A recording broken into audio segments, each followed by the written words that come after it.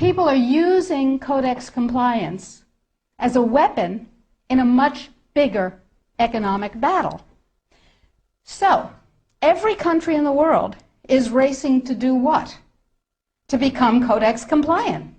So, in the United States, the situation is, okay, how do we become Codex compliant when we have laws that protect us? And you have to remember that Codex does not serve consumer well-being, does not serve health. It serves what I call the 5 bigs. Big pharma, big chema, big biotechna, big agribiz, and big medica. Little you and little me are not served by Codex in the least.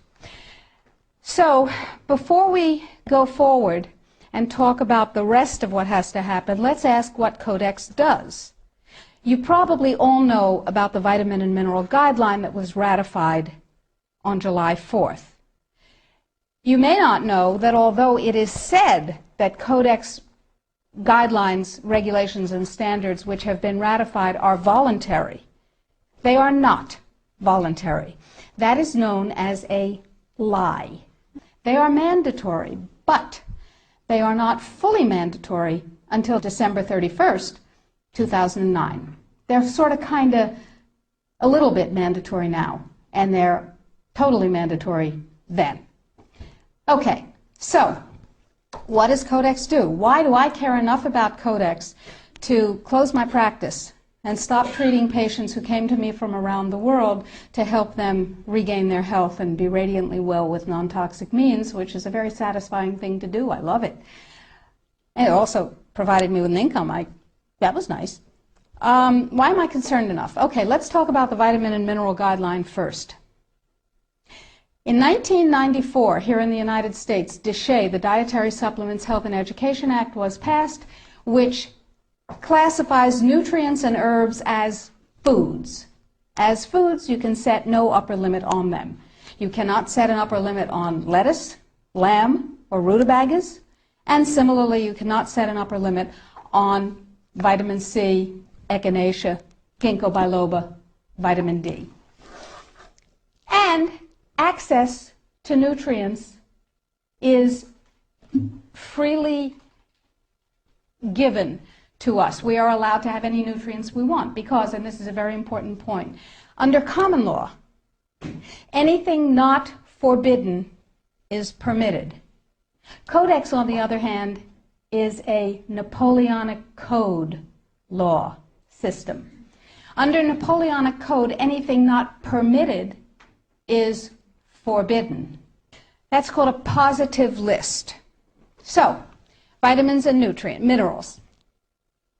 In 1994, we passed DSHEA. Nutrients are foods. We can have as much of them as we want. It's our business. In 1994, Codex, with no notice here in this country whatsoever, declared nutrients, put on your intellectual seatbelts, declared nutrients to be toxins. They're poisons. Dangerous industrial poisons. As poisons, we have to be protected from them. How do you protect somebody from a poison? You use toxicology. You use a science called risk assessment. A quick primer on risk assessment. First, you take the substance that's poisonous and you feed it to animals and you determine the dose that kills 50% of them. That's called the LD50. Okay? And you extrapolate what the LD50 for a human being might be. Then, you go down to the other end of the dosage range and you start feeding itty-bitty tiny bits of it to test animals. And you come up with the largest possible dose, the maximum permissible upper limit, that can be fed to an animal before a discernible impact is shown. Okay? No discernible impact. Then you divide that by 100. That's how they do it in risk assessment. And now you've got a safety margin. So you've got 1/100th of the dose that can be given, the largest dose that can be given with no discernible impact. Okay? Nutrients under Codex not only are limited to those nutrients on the positive list, and we anticipate there will be 18 of them, and they do not include CoQ10, glucosamine, chondroitin sulfate. They do include fluoride, which, to my knowledge as a physician, has absolutely no biological benefit whatsoever. But it does make people complacent. Fluoride was first used in the Gulag because it was discovered that prisoners who were fed fluoridated water were complacent, and you could do anything you wanted to them. They were easy to manage. So you have 18 nutrients. You have itty-bitty, teeny-weeny, little-bitty doses that are determined scientifically to have no effect on any human being. Now, in this country, we have a problem. We have Deshay. We got to get rid of Deshay in order to harmonize with Codex. That part of Codex, anyway. So how do we get rid of Deshay? We attack it legislatively, of course.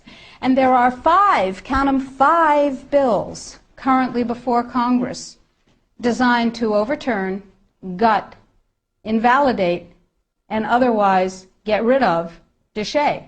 Because once Deshay is gone, we can harmonize with the vitamin and mineral guideline. So what we're talking about is waking up one morning and being very surprised to find that high-potency, therapeutically effective, clinically significant nutrients are now illegal in the way that heroin is illegal. Not available with a prescription, illegal. If these nutrients have any impact on the human body, they are illegal. That's just the vitamin and mineral guideline. Let's talk about milk. We have recombinant bovine growth hormone, and now we can choose milk with it or milk without it, butter with it, butter without it, right? Not under Codex, because under Codex, every dairy cow on the planet must be treated with Monsanto's recombinant bovine growth hormone. Furthermore, under Codex, every animal used for food on the planet, whether it has fins, feet, or feathers, every animal on the planet must be treated with subclinical antibiotics. Must be treated with subclinical antibiotics and must be treated with exogenous growth hormones.